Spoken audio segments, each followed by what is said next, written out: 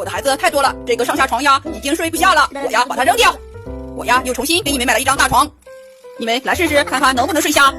老大来了，老二来了，老三来了，老四来了，老五来了，老六来了。